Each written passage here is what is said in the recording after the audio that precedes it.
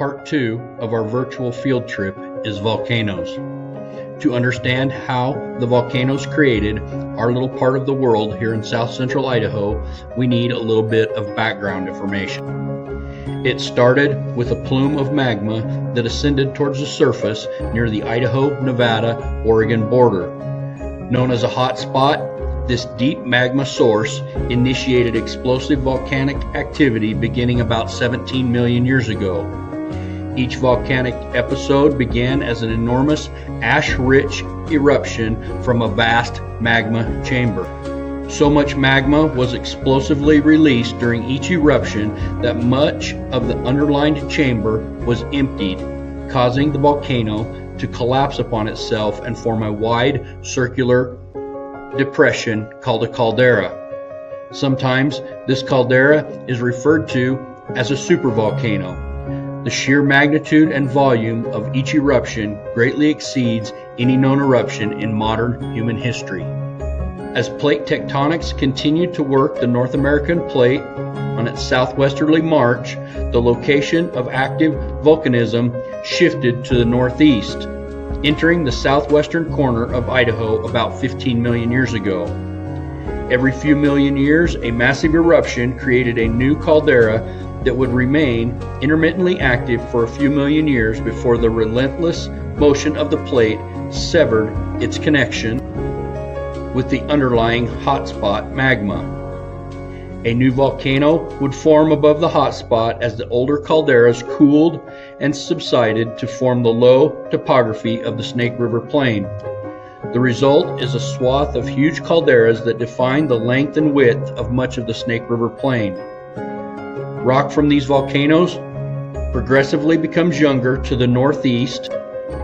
The last caldera eruption in Idaho occurred 1.3 million years ago, and the youngest of the lot lies just east of Idaho in Yellowstone National Park.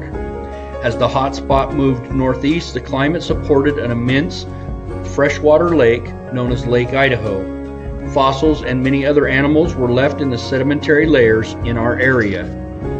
During the past few million years, a new batch of volcanoes has emerged within the Snake River Plain.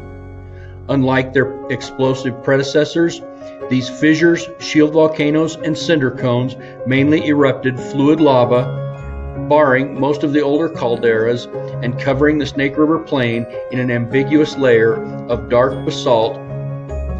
Locally explosive eruptions of basalt occasionally occurred where water interacted with rising magma, forming craters both large and small. Sporadic eruptions of basalt occurred in the Snake River Plain as recently as 2,000 years ago, and more are expected in the future. This shield volcano, located slightly southwest of the town of Gooding, known as Gooding Butte. The lava from this shield volcano is what we see at Thousand Springs State Park, the Malad Gorge unit. While fossils are not uncommon on the other side of the Snake River from Malad Gorge, there is a unique feature found within the park. This view is of the inside of a lava tube showing Hagerman horse hoof prints on the ceiling. This occurred as the animals made their mark on the land, and then those impressions were filled with this liquid molten rock from Gooding Butte. As time went on, the soft sedimentary rock was washed away, leaving the hoof prints on the ceiling. It is the only place in the world that they have found so far that an animal's hoof print is in lava rock. This fissure or rock blowout is located between Gooding and Shoshone. This shield volcano is located on Highway 93 between Shoshone and Jerome. And this one is located just outside of Jerome, east of the airport. This shield volcano and this cinder cone located in the background are both on the road north of Shoshone on the way to Sun Valley. Craters of the Moon National Monument and Preserve encompasses nearly all of the Great Rift in an area of more than 1,100 square miles. The monument was set aside in 1924 by President Calvin Coolidge to preserve the, quote, unusual and weird volcanic landforms, end quote. A few years after the monument was created, Harold Stearns, a geologist, said this of one of the more famous features within the monument.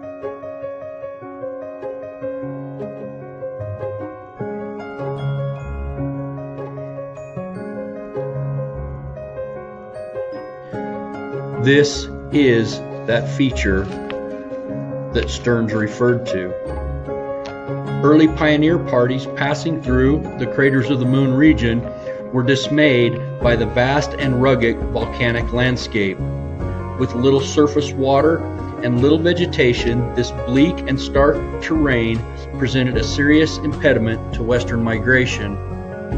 Mr. Merrill referred to a great emetic that caused the volcano to vomit. The monument encompasses the largest young basaltic lava field in the continental United States and includes 25 volcanic cones and more than 60 lava flows. Volcanic activity in this area was mainly non-explosive, characterized by flows of hot fluid lava that blanketed the landscape. Sporadic gas-rich eruptions tossed small clots of frothy basaltic lava or cinders upward, where they eventually accumulated around the vents to build cone-shaped hills known as cinder cones.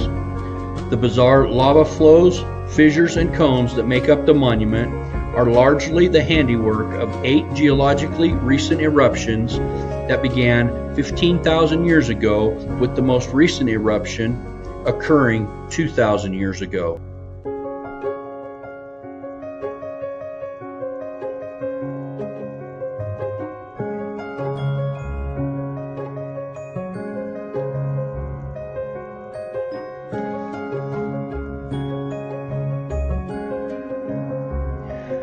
Although the same tectonic forces existing in the Snake River Plain are acting on young, hot volcanic rocks left in the wake of the Yellowstone hotspot, subjected to the extensional stress, these pliable rocks don't break and generate earthquakes.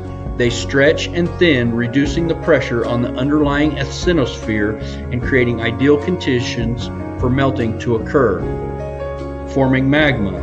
Near the surface, cooler rocks split open to create fissures, cracks that provide a direct path for the magma to rise to the surface. The longest fissure is known as the Great Rift, a 50-mile-long system of fractures and volcanic vents extending the length of Craters of the Moon. Craters of the Moon harbors more than a dozen cinder cones, indicating that eruptions here often involved elevated amounts of gas within the magma as compared to other eruptions in the Snake River Plain, which typically produces overlapping lava flows that build broad, low-shield volcanoes.